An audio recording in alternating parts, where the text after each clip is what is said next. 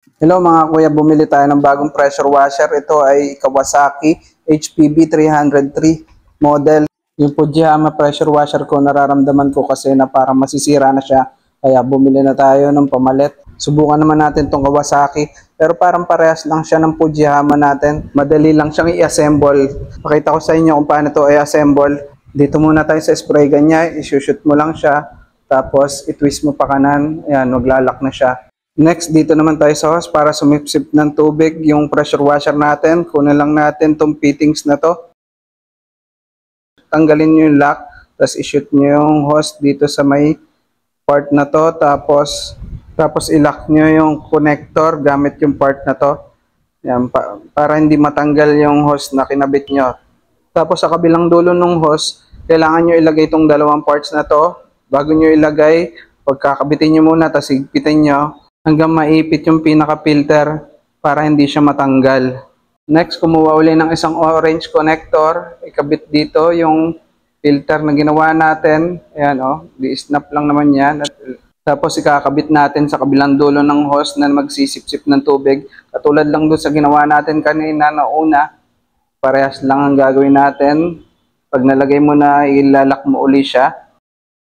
Next naman natin ilalagay ang connector na to dito sa pressure washer natin. May takip nga pala yan. Tatanggalin nyo lang yan.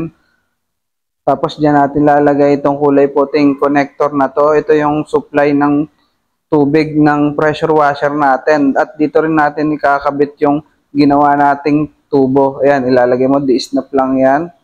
Ayan. Pag nakakabit na, ito yung nilalagay sa timba para sumipsap siya ng tubig. Ang susunod naman itong hose na dito na malalabas yung tubig para sa spray gun natin. Tapos sa kabilang dulo, dito mo naman lalagay yung spray gun. Tutusok mo lang din yan. Yan o. Buo na siya. Ngayon, testingin natin tong bagong pressure washer natin. Kuha tayo ng tubig. Ilublog natin tong dulo nito.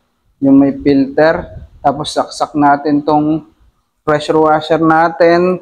Siguraduhin na nakapatay yung pressure washer, naka-off bago nyo isaksak. Tapos ito, isang tip, bago nyo buksan, kailangan tanggalin nyo yung spray gun bago nyo buksan yung pressure washer. Ginagawa natin to para mawala yung hangin. May hangin kasi dun sa hose, kaya hindi nalabas yung tubig agad. Hintayin nyo lang lumabas yung tubig. Baka sabihin mo sira yung pressure washer, pero ganyan kasi dapat talagang gagawin bago nyo gamitan yung pressure washer nyo. Kailangan mapalabas nyo yung hangin. Yan, alug-alugin nyo lang yung hose na sumisip-sip. Yan, pag lumabas na yung tubig, hintayin nyo muna mag-stabilize yung lakas ng tubig niya. Ayan, katulad niyan. Pag ganyan, malakas na yung labas ng tubig, pwede mo nang patayin muna uli yung pressure washer para maikabit mo yung spray gun mo. Pag nakabit mo na yung spray gun mo, buksan mo na uli siya. Tapos saka pwede mo na siyang gamitin. Yan, meron pala yung patusok na buga ng tubig, tapos pipihitin mo lang yung dulo para lalapad na yung buga ng tubig. Warning nga pala, huwag nyo ilalagay yung kamay nyo sa lumalabas na tubig na yan. Pwede kayong masugatan, lalo na kung malambot yung mga kamay nyo. Ito isang tip na bibigay ko sa inyo. Halimbawa ginagamit nyo, tapos naubusan ng tubig yung timba. Mapapansin nyo dyan, hihina yung buga ng spray gun nyo. Walang tubig na nalabas. Matagal uli bago lumakas yung tubig. Ang gagawin nyo, patayin nyo uli yung pressure washer nyo, tapos tanggalin nyo yung spray gun nyo. Ganito lang pagtanggal ng spray gun, pipindutin nyo lang yung lock, tapos huhugutin nyo. Pag natanggal nyo na, palabasin nyo uli yung tubig hanggang sa mag-stabilize uli siya. Alugin nyo lang yung hose para pumasok yung tubig. Pag nag-stabilize na siya, patayin nyo uli yung pressure washer nyo, ilagay nyo yung spray gun, tapos buksan nyo uli yung pressure washer nyo. Malakas na yung tubig na lalabas uli dyan. Pagtapos mo nang gamitin at itatabi mo na yung pressure washer mo, i-off mo muna yung pressure washer, tanggalin mo yung saksak. Ito pa isang tip, yung hindi mo matatanggal basta yung spray gun mo, kailangan pindutin mo siya para mawala yung pressure sa loob. Pag nawala na yung pressure sa loob, pindutin mo lang yung lock at hugutin mo yung hose, matatanggal mo na siya. Hindi siya matatanggal hanggat may pressure sa loob ng hose.